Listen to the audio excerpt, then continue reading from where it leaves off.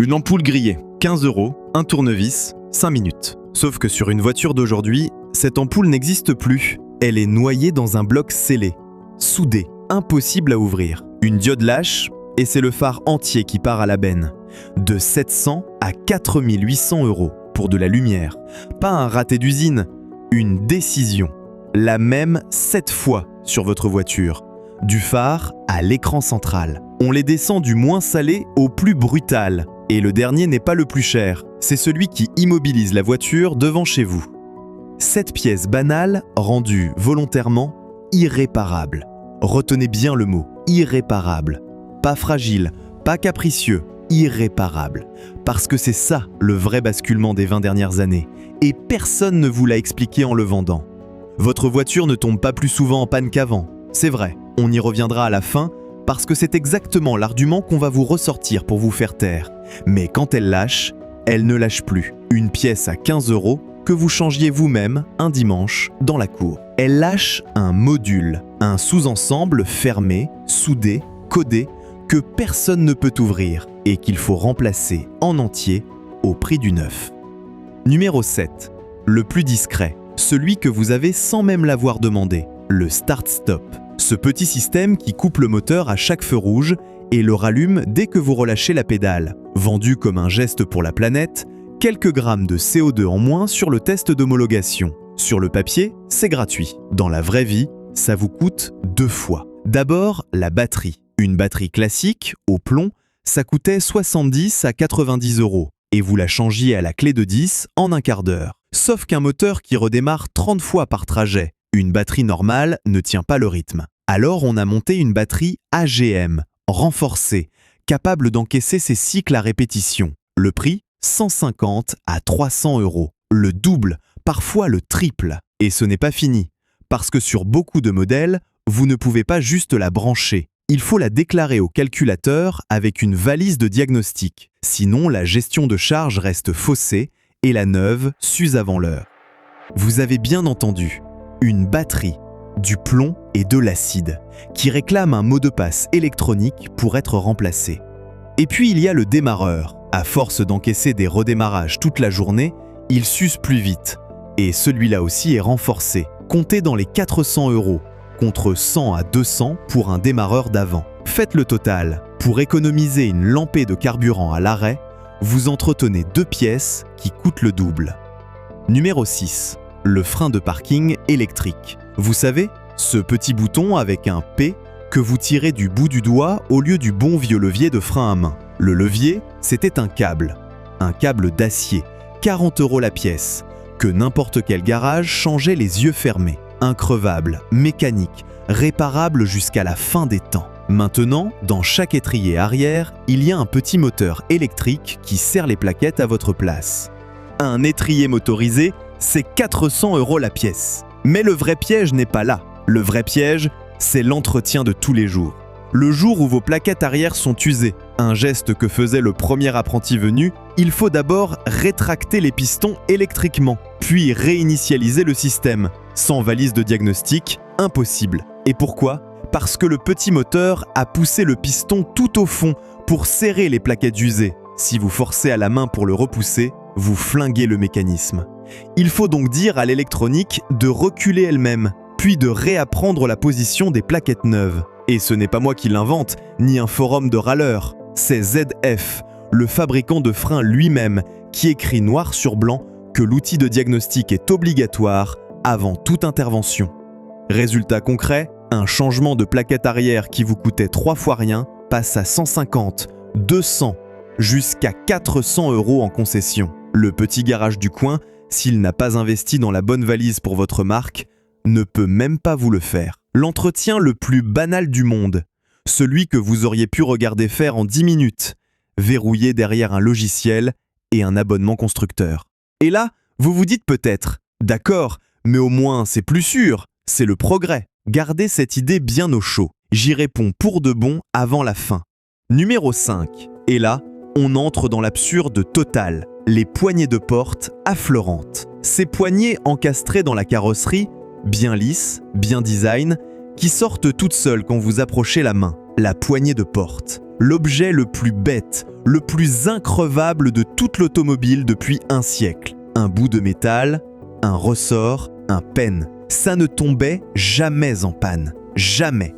On y a mis un moteur, des capteurs, de l'électronique. Et forcément, ça bug. Ça gèle en hiver, la poignée reste bloquée dans la porte et vous voilà planté sur le trottoir. Ou l'électronique lâche et c'est l'inverse. Vous êtes assis dedans et la portière refuse de s'ouvrir. Le remplacement, plusieurs centaines d'euros la poignée et jusqu'à 1000 € par porte une fois la main-d'œuvre et le diagnostic logiciel comptés. Parce qu'il faut déshabiller toute la portière et reprogrammer le bazar. Et je ne vous parle même pas encore du prix là. Je vous parle de sécurité. Une poignée qui dépend du courant, le jour d'un accident, si l'alimentation est coupée ou la tôle déformée, elle peut vous enfermer à l'intérieur. Ce n'est pas une lubie de vieux ronchons. En Chine, un accident mortel où les occupants n'ont pas pu sortir a poussé le régulateur à trancher. À partir du 1er janvier 2027, interdites les poignées affleurantes sans déverrouillage mécanique de secours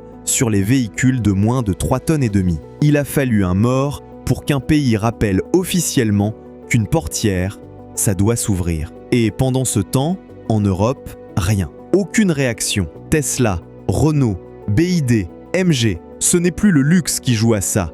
C'est en train de dégouliner sur toute la gamme. Numéro 4.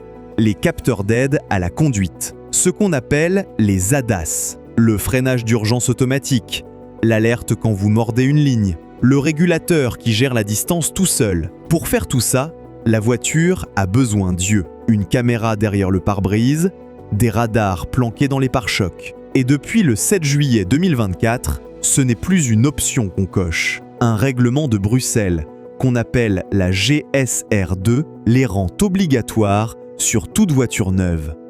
Maintenant, suivez-moi bien, parce que c'est là que ça devient une arnaque parfaite. Le sinistre le plus banal de la Terre, un gravillon sur l'autoroute qui étoile votre pare-brise. Avant, un pare-brise, on le changeait, quelques centaines d'euros, terminé, bonne route. Aujourd'hui, derrière ce pare-brise, il y a la caméra. Donc, vous ne payez plus seulement le verre, déjà passé de 485 € en 2022 à plus de 600 € la pièce à la mi-2025 selon le SRA, et jusqu'à 1400 € sur certains modèles. Vous payez, en plus, le recalibrage obligatoire de la caméra.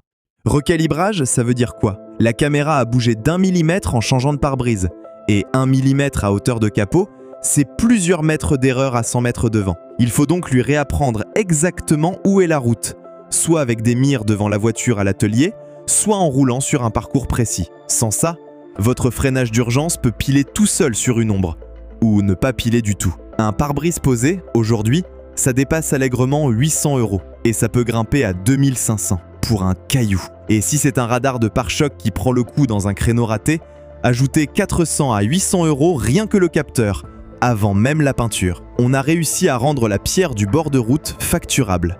Et c'est le moment de faire le lien, parce qu'il est direct, et qu'il touche votre porte-monnaie même quand tout va bien.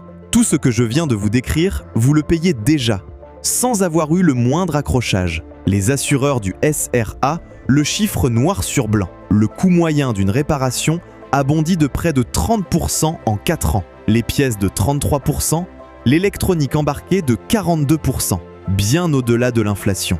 Résultat, la prime moyenne grimpe à 751 € par an, plus 8% cette année d'après Assurland. Vous ne conduisez pas plus mal qu'avant. Votre voiture est simplement devenue plus chère à réparer, et l'assureur vous refacture chaque module scellé sur l'échéance. J'ai réuni tout ça dans un guide. Assurance auto, pourquoi vous payez plus? À 9,80 € sur heuredelauto.com. Le lien est en description. D'où vient la hausse poste par poste? Et surtout, les leviers concrets pour faire redescendre la note. Et si cette vidéo vous a déjà fait tiquer, partagez-la à celui de vos proches qui s'apprête à signer pour une neuve. On reprend le classement. Numéro 3, et on revient tout au début. Les phares full LED en bloc scellé. Une ampoule halogène, celle de vos parents, ça coûtait 15 € grand maximum. Et ça se changeait sur le parking, à la main, sans presque aucun outil. La LED, on vous l'a vendu comme l'éclairage à vie, le progrès qui ne s'use jamais, la lumière éternelle. Sauf que le bloc optique LED est scellé, soudé, collé, fermé à double tour. Une seule diode grille, un seul petit segment lâche, et vous ne pouvez pas le remplacer tout seul. Il faut changer le bloc entier. Le prix, 700 € pour un phare simple, et jusqu'à 4800 € pour un projecteur Matrix. Ces phares dont le faisceau se découpe tout seul pour ne pas éblouir. Un feu arrière dans les 600 €. La DAC, l'Automobile Club allemand, a relevé ses tarifs.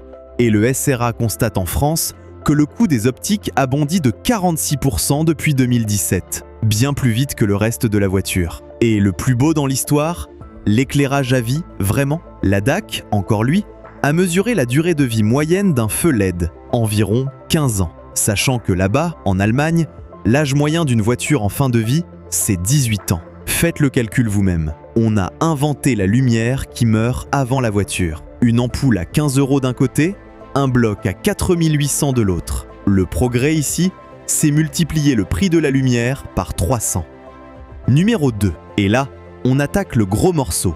Le seul qui touche vraiment au moteur. Le turbo greffé sur les toutes petites cylindrées. Ce qu'on appelle le downsizing. L'idée, sur le papier, tient en une ligne. Au lieu d'un bon vieux 1,6 tranquille, on met un tout petit moteur, un 1,0 ou un 1,2, et on lui colle un turbo pour lui faire cracher la puissance d'un gros. Moins de cylindrée, moins de taxes, meilleur score au test d'homologation. Parfait pour Bruxelles et pour la brochure. Pourquoi ce choix d'ailleurs? Parce que l'homologation, le test officiel qui fixe la consommation et donc la taxe, se fait sur un cycle très doux, très calme, où un petit moteur consomme peu. Sur la brochure, le 1,2 turbo affiche des chiffres flatteurs. Sur la route, dès que vous chargez la famille et que ça monte, il n'a plus rien dans le ventre et doit s'arracher pour suivre. Le cycle optimisé, pas votre vie. Et ce petit bloc, pour faire le boulot d'un gros, doit forcer en permanence. Le turbo,